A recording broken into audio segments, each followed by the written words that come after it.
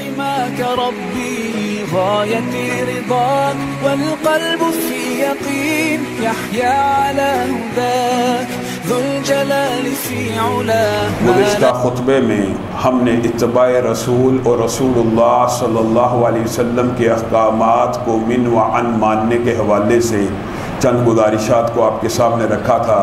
اسی بات کو کچھ آگے بڑھا کے تربیت اولاد کے چیپٹر کی طرف آئیں گے.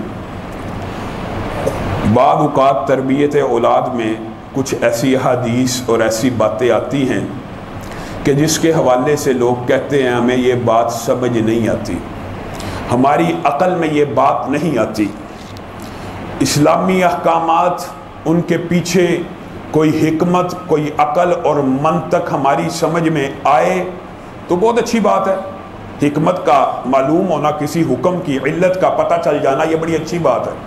لیکن اگر ہمیں اس کے پیچھے موجود حکمت اور علت کا پتہ نہ چلے تو کیا ہم اپنے عقل اور فہم سے یہ بات کہیں گے کہ ہم نے نہیں ماننی؟ ایک عام فہم مثال آپ کو دیتا ہوں. کپڑا ٹہنوں سے اوپر رکھنا مردوں کے لیے اللہ کے رسول کا حکم ہے. جو کپڑا ٹہنوں سے نیچے ہے تکبر فخر کی وجہ سے وہ آگ میں ہے، بلکہ نبی کریم نے کہا اس کو دیکھنا ہی نہیں. اللہ نے کل قیامت کے دن جس نے کپڑا نیچے لٹکایا تکبر اور فخر کی وجہ سے، بعض لوگوں نے اس کی حکمتیں بیان کی ہیں کہ اس سے ان کی ساری عاجزی پیدا ہوتی ہے، کپڑے گندے نہیں ہوتے، میلے نہیں ہوتے.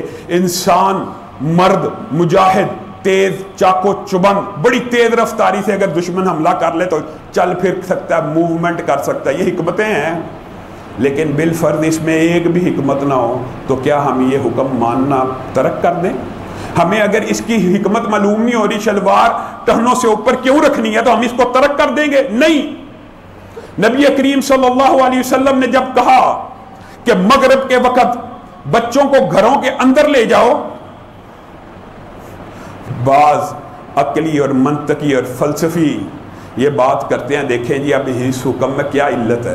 علت نبی کریم نے حدیث میں بیان کر دی. آسمان سے اس وقت کچھ شیاطین، کچھ جنات، کچھ شرارتی قسم کے جنات اترتے ہیں. حکمت نبی کریم نے حدیث میں بیان کیا لیکن ان کی عقل اور منطق میں نہیں آتی.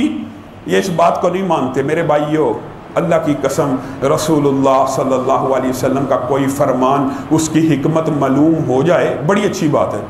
اگر حکمت معلوم نہیں بھی ہوئی ہم نے اس کے اوپر ویسے ہی عمل کرنا ہے.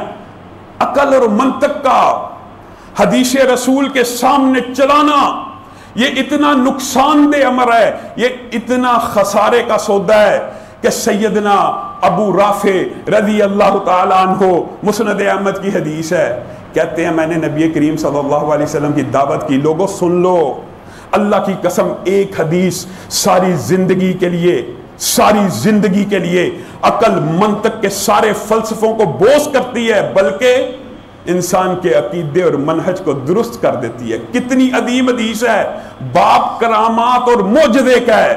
سیدنا ابو رافع کہتے ہیں میں نے نبی کریم صلی اللہ علیہ وسلم کی دعوت کی، میں نے ان کے لیے بکری کا گوشت پکایا کہ نبی کریم صلی اللہ علیہ وسلم کو بکرے میں سے دستی کا گوشت اچھا لگتا تھا. میں نے پکا لیا. نبی کریم نے کہا مجھے دستی دو. میں نے ایک دستی نبی کریم صلی اللہ علیہ وسلم کو تھمائی. نبی کریم نے کہا دوسری پکڑاؤ. میں نے دوسری پکڑا دی. یہاں پہ رکیے، ٹھہریے، سمجھیے، یاد کر لیجئے. حدیث ہے، قول رسول تھا. نبی کریم صلی اللہ علیہ وسلم نے دوسری دستی کے بعد کیا کہا تیسری دستی پکڑاؤ. سیدنا ابو رافع نے کیا کیا؟ عقل لڑا لی، منطق لڑا لی، سوچ لڑا لی. کیا کہا؟ آقا بکری کی تو دو ہی دستیاں ہوتی ہیں، دونوں آپ کے سامنے پیش کر دی ہیں. بلا نبی کریم کو نہیں تھا پتا؟ نبی کریم میری اور آپ کی ٹریننگ کرنا چاہتے تھے، امت کی ایک ٹریننگ کرنا چاہتے ہیں. مسکرا کے ابو رافع کو کہتے ہیں ابو رافع اگر تو یہ بات نہ کہتا کیا مطلب؟ اگر تو میری قول کے سامنے، میری حدیث کے سامنے، میری بات کے سامنے عقل اور منطق کو نہ گڑتا اور عقل اور منطق سے نہ سوچتا، اللہ کی قسم تو اس ہانڈی میں سے مجھے دستیاں پکڑاتا جاتا، قیامت قائم ہو جاتی، اس میں سے دستیاں ختم نہ ہوتی. بتائیے قول رسول کو چھوڑ دیا جائے؟ حدیث رسول کو چھوڑ دیا جائے؟ رسول اللہ صلی اللہ علیہ وسلم معجزے کے باب میں بھی فرما رہے ہیں اگر تو عقل اور منطق نہ لڑاتا قیامت قائم ہو جاتی، اس میں سے دستیاں نکلتی چلی جاتی۔ اس کا مطلب کیا ہے؟ اللہ کی قسم امت کو غور و فکر کرنے کی ضرورت ہے۔ کسی بریلوی پہ، کسی دیوبندی پہ نہ کوئی تعصب ہے، کوئی تعصب نہیں ہے، مجھے ان سے محبت ہے کہ آئیں، اس بات کی طرف آنے میں حرج کیا ہے؟ اللہ کی قسم امت ساری کی ساری برکات، فیوز اور قیامت تک ختم نہ ہونے والے رزق کو حاصل کر سکتی ہے۔ کس طرح؟ اگر قول رسول کے سامنے عقل نہ چلائے، اگر حدیث رسول کے سامنے منطق نہ چلائے، اللہ کی قسم قیامت قائم ہو جائے گی، رزق کی، فیوز کی، برکات کا سلسلہ ختم نہیں ہوگا۔ یہ ختم کیوں ہوتا ہے؟ رسول اللہ کی بات بڑی اچھی ہے، رسول اللہ کی بات بڑی عمدہ ہے، لیکن اس کی جو تشریح، اس کی جو تفسیر میرے امام نے کی ہے نا، جس طرح میرے امام نے سمجھا ہے وہ تیرا امام نہیں سمجھ سکا۔ اور لوگوں یہ کہاں سے بات آئی؟ صحابہ نے تو جب کلمہ پڑھ لیا پھر اپنی ساری تربیت، اپنی ساری ترتیب، اپنے سارے انداز کس کے مطابق کر لیے؟ رسول اللہ صلی اللہ علیہ وسلم کے سارے کے سارے ترتیب۔ کلمہ پڑھ لیا، اب کس کی چلے گی؟ رسول اللہ کی۔ آپ نے، میں نے کلمہ پڑھ لیا، اب ہم نے قول فعل کس کا ماننا ہے؟ رسول اللہ صلی اللہ علیہ وسلم۔ اس میں کیا اعتراض ہے؟ یہ کتنی عام فہم بات ہے۔ عمر بن العاص رسول اللہ صلی اللہ علیہ وسلم کے پاس آئے، رسول اللہ صلی اللہ علیہ وسلم کو کہا میرے والد نے 100 جانور قربان کرنے کی نیت کی تھی، میرا بھائی ہشام اس نے 50 کر دیے ہیں۔ یہ عمر بن العاص کون ہے؟ فاتح مصر ہیں اور عاص قریش کے سردار ہیں۔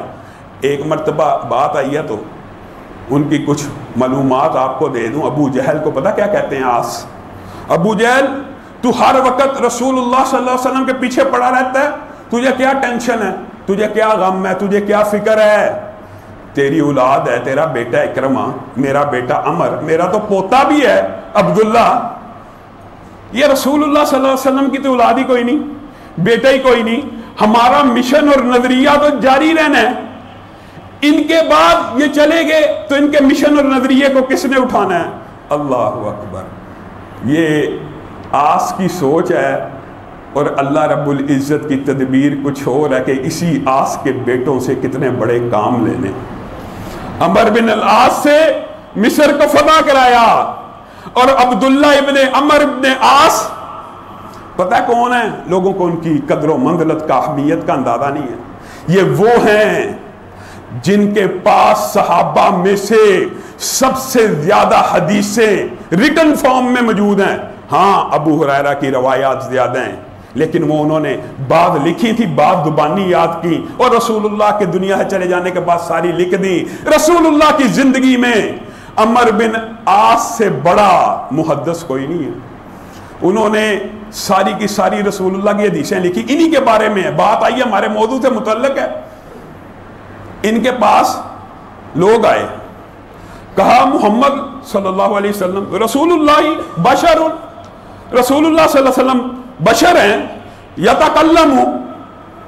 یتکلم بولتے ہیں، پھر رضا خوشی میں بھی، والغضب اور غصے میں بھی، اور تو جو بات وہ بولتے ہیں لکھ لیتا ہے، نہ لکھا کر، نہ لکھا کر، عبداللہ کو کہہ رہے ہیں۔ اب نبی کریم باہر آئے، دیکھا عبداللہ لکھ نہیں رہے، پہلے کاپی پینسل پکڑی ہوتی تھی، دفتر کاغذ چمڑا پکڑا ہوتا تھا، جیسے ہی میں کوئی بات کرتا تھا عبداللہ لکھ لیتا تھا۔ آج باہر آئے ہیں لکھ نہیں رہے، کہا کیا ہوا؟ لکھتے نہیں۔ کہا بعض ساتھیوں نے میرے پاس آ کے یہ بات کی ہے کہ رسول اللہ صلی اللہ علیہ وسلم بھی انسانوں کی طرح ہیں، کبھی ان کو غصہ چڑھتا ہے، کبھی وہ خوش ہوتے ہیں، تو کیسے ڈیفرنشیٹ کرے گا کہ غصے کے عالم میں کون سی بات کہی ہے اور خوشی کے عالم میں کون سی بات کی ہے؟ نبی محترم صلی اللہ علیہ وسلم کی پیشانی پہ بل پڑ گیا، سلوٹیں پڑ گئیں، غصے سے چہرہ تمتمانے لگا، کہا والذی نفسی بیدی، قسم ہے اس ذات کی جس کے ہاتھ میں محمد صلی اللہ علیہ وسلم کی جان ہے، اس زبان سے حق کے علاوہ کوئی چیز نہیں نکلتی، لکھ۔ آج لوگوں نے کیا فلسفہ بنایا ہوا ہے، حدیثیں بعد میں لکھی گئی ہیں، نعوذ باللہ، یہ کہاں سے پروپیگنڈا، جھوٹ ہے، جھوٹ ہے۔ وہ جو باتیں بیان کرتے ہیں نا، رسول اللہ نے کہا تھا کہ نہ لکھا کرو، رسول اللہ صلی اللہ علیہ وسلم کی ایک حدیث جو صحیح ہے نہ لکھنے کے بارے میں، وہ کس بارے میں ہے؟ اور قرآن کے ساتھ میری احادیث کو ملایا نہ کرو، کہیں بعد میں کوئی آنے والا یہ نہ سمجھ لے کہ یہ بھی قرآن ہے، حدیث کا کوئی ٹکڑا قرآن کے اندر مکس نہ ہو جائے۔ اس طرح نہ لکھا کرو، قرآن کی آیت لکھی آگے میری حدیث، اس طرح نہ لکھا کرو۔ صرف اس چیز کی خود عبداللہ ابن عمر کو حکم دے رہے ہیں، لکھ، میری زبان سے حق کے علاوہ کوئی چیز نہیں نکلتی، اور اس بات کا ثبوت قرآن میں ہے، وَمَا يَنْطِقُ عَنِ الْهَوَىٰ إِنْ هُوَ، اللہ کہہ رہا ہے، اللہ کی بات نہیں مانتے یار، چلو مولوی کی بات ہو تو نہ مانو، اللہ کہہ رہا ہے۔ تركت هواي، تركت بضاعتي دنياي، تركت هواي